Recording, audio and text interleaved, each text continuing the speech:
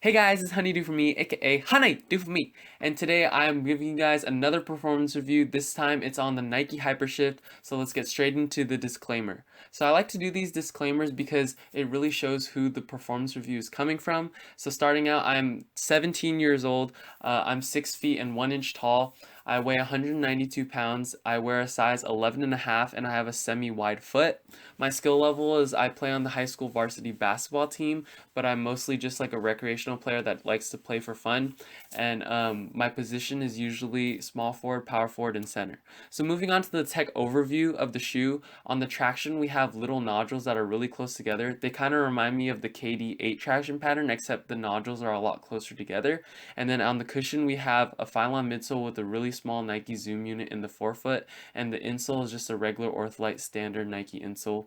The materials on the upper, we have a soft knitted mesh with neoprene underneath, and then that's all in a one-piece booty construction with fuse on the highway areas.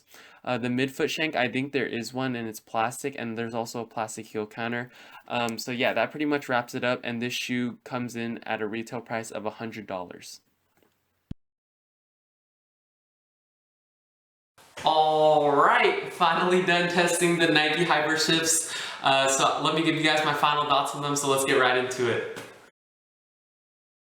So let's start out with the traction. So as you can see, they are the little nodules, and they're really densely packed together, so these did attract a lot of dust. Overall, the traction was mediocre. I would say pretty average. It wasn't very good and it wasn't super bad. I think the only thing that was above average of this traction was the coverage. I like how the medial side has this whole extra set of nodules on the side, so when you do crossovers and stuff you still have traction, because I feel like some shoes don't have that. The shoe has a lot of it, so that's really good. And yeah, the traction was overall average. On clean courts, no slipping, really good, just like a lot of other basketball shoes. Dusty courts, however, you're going to be slipping a lot, so you got to make sure you wipe these and wipe pretty often. So yeah, dusty courts, not so good. But outside, they were kind of like a hit or miss. Overall, they were pretty good outdoors, though. I only played in them a couple times outdoors. So yeah, traction, pretty average. Moving on to the cushioning, we have a Phylon midsole with a small little Nike Zoom unit in the forefoot, and I thought the cushioning was actually pretty lackluster. It wasn't very good. Maybe just because I'm a bigger player, I thought that my feet started to hurt and my knees started to hurt after a long time playing in this shoe. But during I think for short periods, this shoe is gonna be just okay. You're not gonna feel a lot of the cushion. The Zoom in the forefoot takes a while to break in, and then the Phylon is just regular Phylon. It's not that great.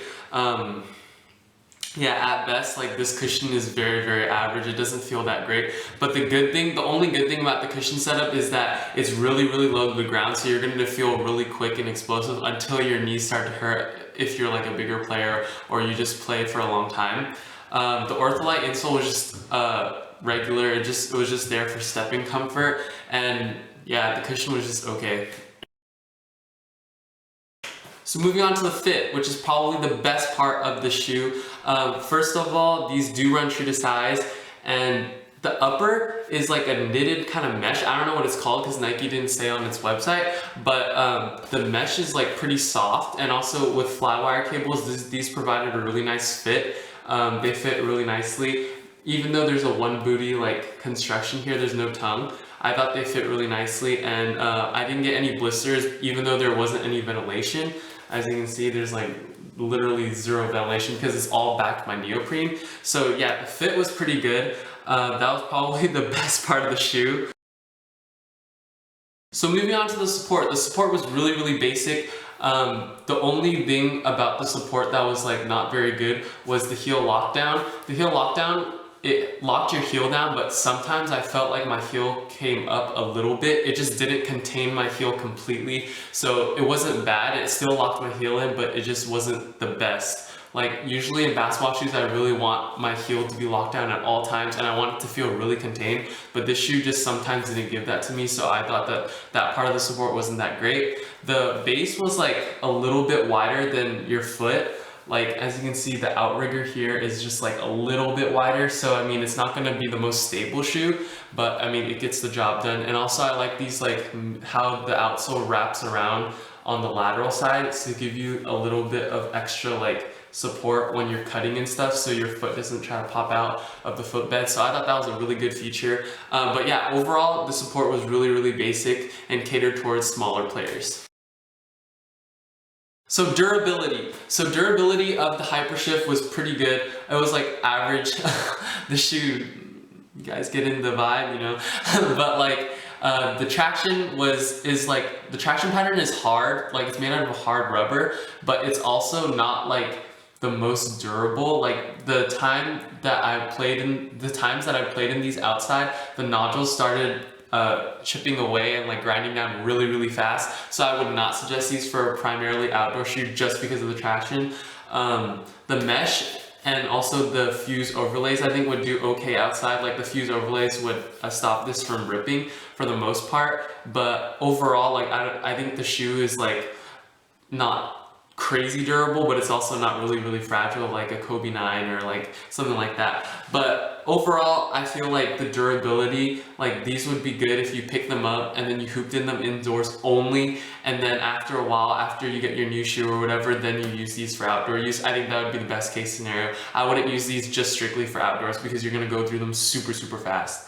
Aesthetically, these look basic. They're just like, they kind of remind me of the HyperRev 2015s. They just look like basic team shoes. Like they're not really special. So yeah, that's just my opinion on aesthetics. It doesn't really matter though. We're just here for performance. Overall, this is a super basic, I feel like it's a guard shoe. Basic guard team shoe. That's like the 3 words that could describe this shoe like perfectly. I feel like bigger players won't like this shoe, or recreational hoopers that just play pickup basketball. I don't think they'll like the shoe either because there's not enough cushion. But I feel like for game time, like these are gonna be pretty good for those guards that want to feel quick and explosive.